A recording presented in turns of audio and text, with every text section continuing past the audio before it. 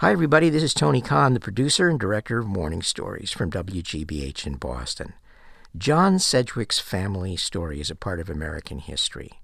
His unobstructed view of where he comes from stretches back 6 generations to the beginnings of the United States. Patrina Katsikis' family, on the other hand, is a tale of missing links. In today's Morning Story, we hear what both of them have learned from their families about looking back and about moving on. Ah, the Sedgwick Pie. Sedgwick Pie is a very unusual graveyard. Concentric circles. Our common ancestor, Judge Theodore Sedgwick from the time of the Revolution, and the mother of all of his 7 children, arranged in that first circle at their feet, out 6 generations to the place where I ultimately will go. When I was about 6 years old, I had this delightful step-grandmother. We went to play hide-and-go-seek in the town cemetery, and the groundskeeper there ran us off, saying, "This is not the playground." And she said, "Well then, we'll go off to our cemetery." And I thought to myself, our cemetery? What could our cemetery be? So she goes down the pathway and then through a stand of trees, and there were these graves. And it was magic, like that moment in a children's story when you go through the wardrobe into the other side.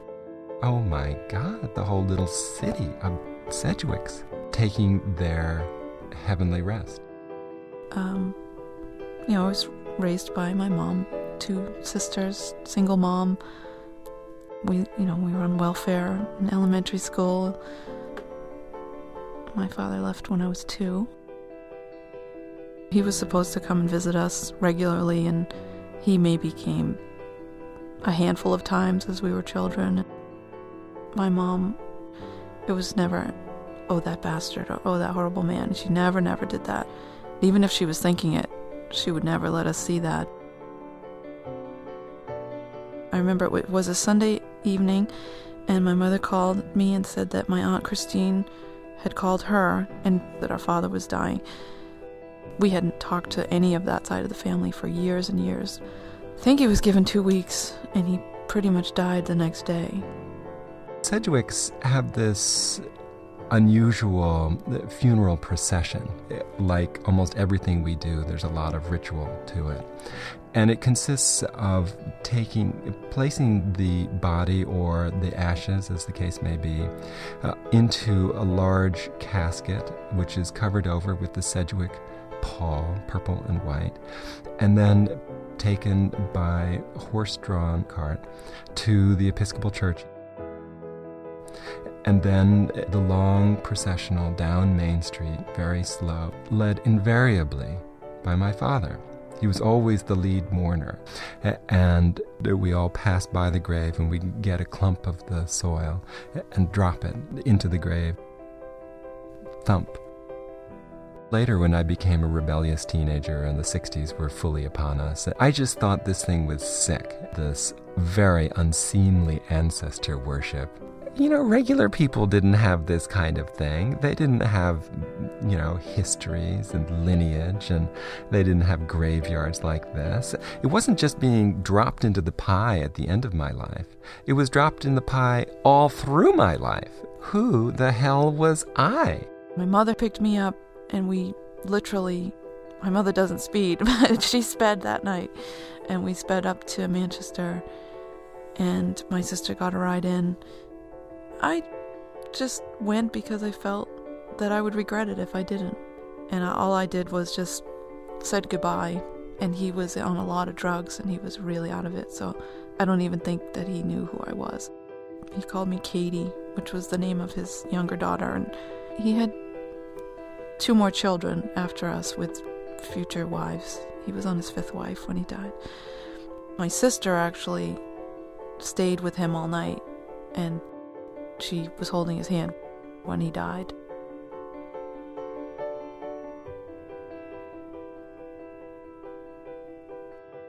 I feel like I gave him one last chance when I was in my mid-20s, and I wanted a car. I really needed a car, and he was a used car salesman, and he wouldn't even take my calls.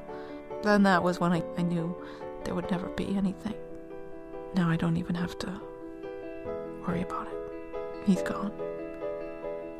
After my dad died, I was 21. I was standing with my brothers, both tall, strapping men, a good 6'4". I'm less, considerably less. And I was standing beside them. They were belting out the hymn, "Our mighty fortress is our God."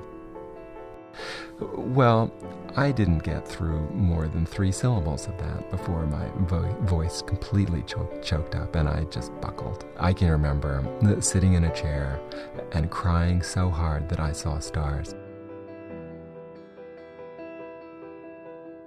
I missed him so desperately. It's so funny. You're not aware that you're being pushed a certain direction from the beach until suddenly you find yourself 50 yards down and you think, how did I get here? Well, there's a very strong tide. And the Sedgwick family is a very strong tide, and it's really hard to fight it. And I had decided which way to go. To this day. My mother, I can't even think of a time when she didn't protect us from everything for our whole lives. She made sure we went to college. She gave up everything. So putting us first and just being strong enough and willing to drive us to New Hampshire that night to make sure we were there on the night that he died. Actually, now that I think about it, I hadn't even realized that, the 4 of us, he in the bed and my sister holding his hand and I saying goodbye and my mother there too. And then I do remember that she leaned over and kissed him on the cheek and forgave him.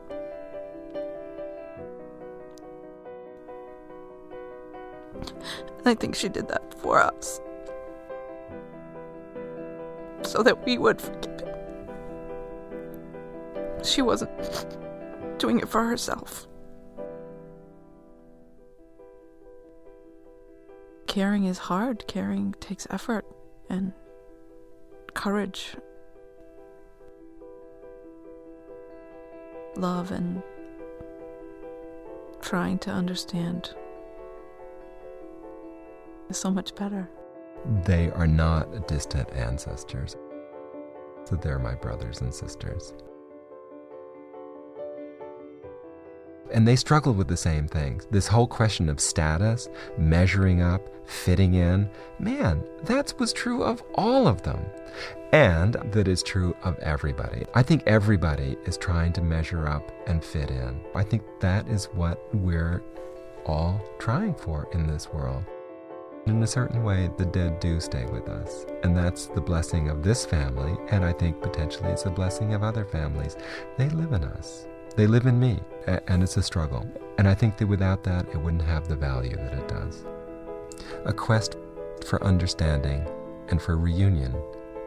And I can see them and feel for them and be with them.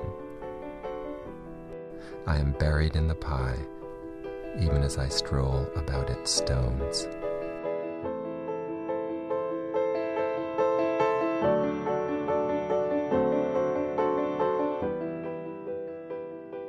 That was John Sedgwick and Patrina Katsikas with today's morning story. I'm here in the studio with Gary Mott. Gary, it's amazing what one person's story has to tell you about your own life. But when you get 2 stories to talk to each other like that, it just covers so much more ground. I mean, it's touched on so many things in my life and my feeling for family. I have a cousin. Her name is Vivian. I'm actually going to be seeing her. We're having a cousin reunion for the first time in about 167 years.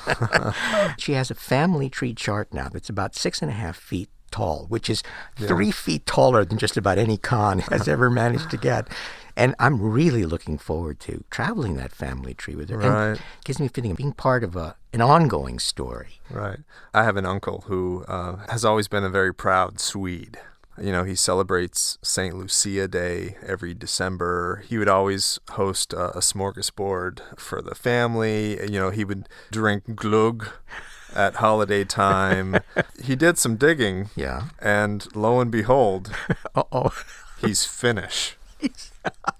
He was destroyed.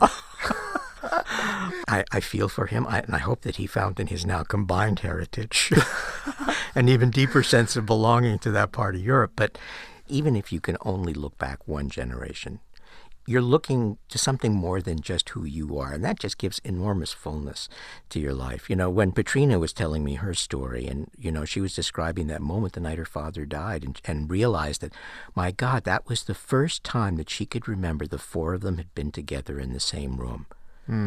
There are moments that are like, have the key to our hearts, and all of a sudden we're there. And because we're there, we can be affected by what's happening in the past in a way that we never can if we're just remembering it. Being there, seeing her mother, seeing forgiveness and closure in some sense, that opened one door and closed another. She had the good luck to have that moment happen, and now she's passed it on. And in a funny way, John, who's as patrician and in his background as he possibly can be, has given me, a very lowly citizen of this world, a feeling for how even the greatest families are still made out of just people who are looking to find themselves. A very generous gift of his, too. Incidentally, anybody who's interested in hearing about John's journey, going back through his family and learning what each of these ancestors was like as a human being, can read his book, In My Blood, which we'll have a link to. WGBH.org/Morning Stories, our homepage. And please get in touch with us, Morning Stories at WGBH.org. Before we sign off, we do have one piece of email. As you know, and perhaps know all too well, we do ask you for contributions if you have it in your heart and in your pocket to help us keep the show going. And we did get a wonderful email from somebody who sent actually a very generous contribution to us. Gare? Steve from Latham, New York. Just wanted to say that while we love your podcast in general, You Don't Know the Whole Story Part 2 clearly was written for us. That's the story that Eduardo, the lovely man, Eduardo Villamil from Colombia, told about his son who had a physical problem, and he told the story going backwards in time, so you learn more and more about what had happened to this kid as he becomes younger and younger. That was wonderfully done. Steve says that this is the story of our 14-year-old son, Aaron, who has autism, and now ties his shoes like everyone else, with no hint of how long it took him to learn. It's enough to make you wonder whether all stories shouldn't be told in reverse chronological order. We'll be back with another morning story really soon. So, Steve, thank you very much, and all of you for downloading and for sharing your stories with us. Take care.